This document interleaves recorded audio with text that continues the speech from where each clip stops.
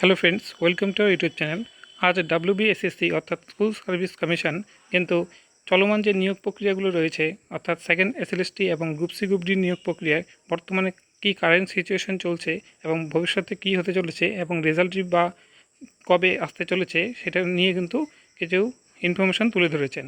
তো সেই ইনফরমেশানগুলো আমরা নিয়ে আলোচনা করব এবং তোমরা জানো পিএসসির যে চেয়ারম্যান অনিল বর্মাজি কিছু ইনফরমেশান দিয়েছিলেন আজ মিটিংয়ের পর।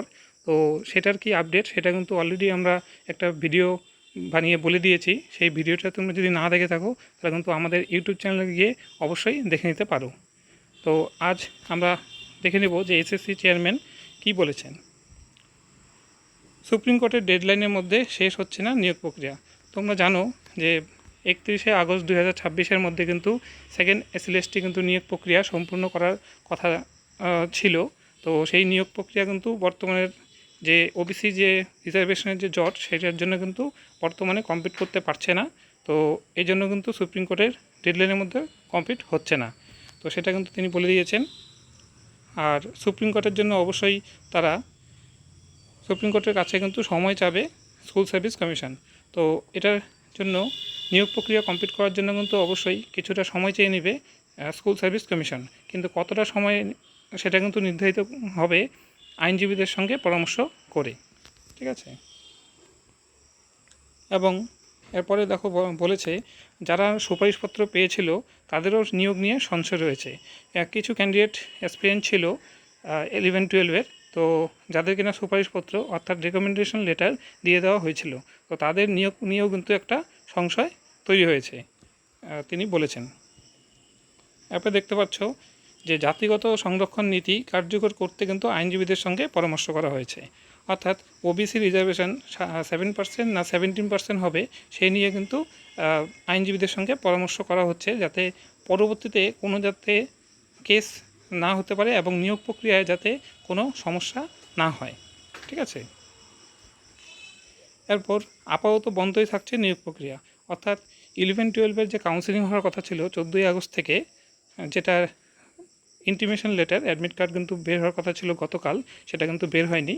এই জটের কারণের জন্যই তারা বন্ধ রেখেছে।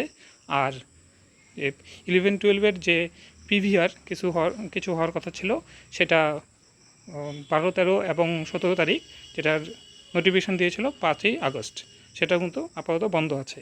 তো আজকের যে 9-10-এর যে ভেরিফিকেশন সেটা কিন্তু হয়েছে, কিন্তু এসএসসি যতক্ষণ না নোটিফিকেশন দিচ্ছে ততক্ষণ ভেরিফিকেশন আশা করি হবে। কিন্তু আশা করব এসএসসি যে খুব তাড়াতাড়ি একটি কোনো নোটিফিকেশন দিয়ে ক্লারিফিকেশন করে দিবে যে ভবিষ্যতে কী হতে চলেছে। এরপর দেখো বলা আছে যে পুজোর আগে শিক্ষাকর্মীর নিয়োগে ফলাফল দেওয়া হবে। অর্থাৎ গ্রুপ সি গ্রুপ ডি যে পরীক্ষা হয়েছিল 1 মার্চ আর 8 মার্চ, তো সেটার কিন্তু নিয়োগ এর অলরেডি কিন্তু অ্যান্সার কি কিন্তু পাবলিশ হয়ে গেছে, কিন্তু রেজাল্ট কিন্তু পাবলিশ হয়নি। তো সেটা নিয়ে তোমরা অধীর আগ্রহ করেছিলে যে কবে তোমাদের রেজাল্ট পাবলিশ হবে। এটা নিয়ে অবশ্যই শিক্ষামন্ত্রী দীপক বর্মন মহাশয় বলেছিলেন যে রেজাল্ট রেডি আছে, কিন্তু 9, 10, 11, 12-এর যে নিয়োগ প্রক্রিয়া সেটা তিনি গুরুত্ব সহকারে দেখছেন এবং সুপ্রিম কোর্টের যে টাইমলাইন রয়েছে সেটার মধ্যে কমপ্লিট করার চেষ্টা করছেন। তো আজ কিন্তু এই কোশ্চেনটির অ্যান্সার কিন্তু জানা হয়ে গেল এবং কনফিউশন সব দূর হয়ে গেল যে রেজাল্ট কবে বেরোবে গ্রুপ সি গ্রুপ ডির। তো সেটা কিন্তু তোমরা দেখতে পাচ্ছ পুজোর আগে বের হয়ে যাবে। তো আমরা সবাই জানি যে পুজোর যে এই বছর পুজো অক্টোবরের সেকেন্ড উইক থেকে, তো তোমাদের রেজাল্ট সেপ্টেম্বরের লাস্ট বা অক্টোবরের প্রথম 2 উইকের মধ্যে কিন্তু তোমরা দেখতে পেয়ে যাবে। তো এটি একটি আনন্দের খবর। অনেক দিন ধরে তোমরা এই কোশ্চেন নিয়ে ঘোরাঘুরি করছিলে এবং যে শিক্ষামন্ত্রী দীপক বর্মন মহাশয়কেও অনেকজন মেসেজ করেছিল, মেল করেছিল। তো এই কোশ্চেনে কিন্তু আজ সুরা হয়ে গেল। তো আজ এসএসসি চেয়ারম্যান দুষ্যন্ত নারিয়ালা কিন্তু এই সব ইনফরমেশান, গুরুত্বপূর্ণ ইনফরমেশানগুলো কিন্তু তুলে ধরেছেন। তো সেসব নিয়ে আজ আমরা আলোচনা করলাম।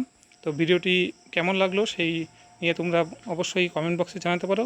ভিডিওটি যদি ভালো লেগে থাকে তাহলে ভিডিওটিকে লাইক করতে পারো, শেয়ার করতে পারো, আর এরকম ভিডিও আরও পাওয়ার জন্য আমাদের চ্যানেলটিকে সাবস্ক্রাইব করে রাখতে পারো। তো আজ এ পর্যন্তই, দেখা হচ্ছে পরের ভিডিওতে। Thanks for watching.